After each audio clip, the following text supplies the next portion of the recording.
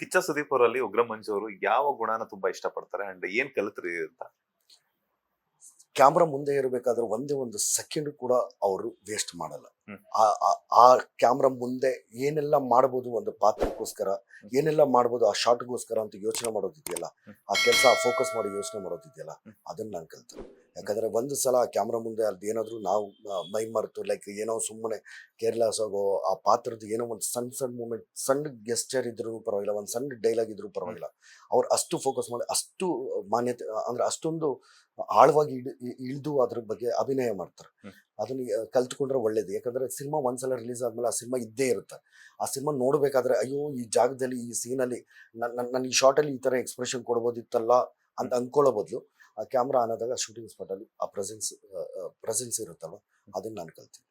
ಸುದೀಪ್ ಅವರು ತಮ್ಮ ತಾಯಿ ತೀರೋದ್ರಾಗೂ ಸಹ ಅಥವಾ ಅನಾರೋಗ್ಯದ ಸಂದರ್ಭದಲ್ಲೂ ಸಹ ಸೊ ನಿಮ್ಮ ಬಿಗ್ ಬಾಸ್ ಶೋನ ವೀಕೆಂಡ್ ವಿತ್ ಶೋನ ಹೋಸ್ಟ್ ಮಾಡ್ತಿದ್ರು ಅಂತ ಕೇಳ್ಪಟ್ವಿ. ಸೊ ಅದ್ರ ಜೊತೆಗೆ ಆ ಬಿಗ್ ಬಾಸ್ ಅಲ್ಲೂ ಸಹ ಯೋಗರಾಜ್ ಭಟ್ರ ಆಗಿರ್ಬೋದು ಅಥವಾ ಸೃಜನ್ ಲೋಕೇಶ್ ಅವ್ರ ಆಗಿರ್ಬೋದು, ಈ ತರ ಸುದೀಪ್ ಅವ್ರ ತಾಯಿ ತೀರೋಗಿದ್ದಾರೆ, ಅದಕ್ಕೆ ಒಂದು ವೀಕೆಂಡ್ ಅಲ್ಲಿ ಬಂದಿರಲ್ಲ ಕಿಚ್ಚ ಸುದೀಪ್ ಅವರು. ಆ ಒಂದು ಕ್ಷಣ ಹೆಂಗ್ ಅನ್ನಿಸ್ತು ನಿಮ್ಗೆ ಗೊತ್ತಾದಾಗ? ನಂಗೆ ಅವ್ರ ಮನೆಗೆ ಹೋದಾಗ ಅಲ್ಲಿ ಕೂತ್ಕೊಂಡಿರ್ತಾರೆ, ಮನೆಯಲ್ಲೆಲ್ಲ ಮಾತಾಡ್ಸಿ ಹೋಗಿರ್ತಾರೆ ಅಮ್ಮ. ಬಟ್ ಅದು ಅದೇ ಹೆಂಗ್ ಹೇಳ್ತೀರ, ಅದು ತಾಯಿನ ಕಳ್ಕೊಂಡಿದ್ ನೋವು. ನೀವು ಬಿಗ್ ಬಾಸ್ ಹೋಗೋದಕ್ಕಿಂತ ಮುಂಚೆ ತಾಯಿ ಇದ್ರು, ಬಿಗ್ ಬಾಸ್ ಹೋಗಿ ಬಂದ ವರ್ಷದಲ್ಲಿ ನೀವು ಅವ್ರ ತಾಯಿನ miss ಅದಾದ್ಮೇಲೆ ಮಾಡ್ಕೊಂಡ್ರಿ. ವೀಕೆಂಡ್ ಎಪಿಸೋಡ್ ನಡೀತಿರುತ್ತೆ, ಆರೋಗ್ಯ ಸಮಸ್ಯೆ ಇದೆ ಅಂತ ಫೋನ್ ಬರುತ್ತೆ. ಸರಿ, ಅದು ವೃತ್ತಿ ಧರ್ಮ ಅಂತ ಹೇಳಿ ಆ ಎಪಿಸೋಡ್ ನ ಮುಗಿಸ್ತಾರೆ. ಅದ್ ಹೇಗ್ ಮುಗಿಸಿದ್ರು ಅನ್ನೋದು ಗೊತ್ತಿಲ್ಲ.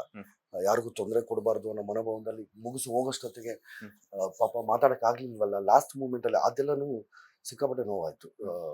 ಯಾರಿಗೇ ಆಗ್ಲಿ ಆ ತಾಯಿ ಮಾತಾಡ್ಸಿ ಇದ್ ಮಾಡೋದು ಇರುತ್ತಲ್ವ, ಅದೆಲ್ಲೋ ಸಿಕ್ಕಾಪಟ್ಟೆ ನೋವಾಯ್ತು. ಆ ಟೈಮಲ್ಲಿ ಅದನ್ನ ಜೀರ್ಣ ಮಾಡ್ಕೊಳಕ್ಕೂ ಆಗ್ಲಿಲ್ಲ ನಮ್ಮ ಕೈಯಲ್ಲಿ. ಲೇಟೆಸ್ಟ್ ಹಾಗೂ ಇಂಟ್ರೆಸ್ಟಿಂಗ್ ಸುದ್ದಿಗಳಿಗಾಗಿ ಬಾಸ್ ಟಿವಿ ಕನ್ನಡ ಚಾನೆಲ್ನ ಸಬ್ಸ್ಕ್ರೈಬ್ ಮಾಡಿ. ಹಾಗೆಯೇ ಬೆಲ್ ಐಕಾನ್ ಪ್ರೆಸ್ ಮಾಡಿ.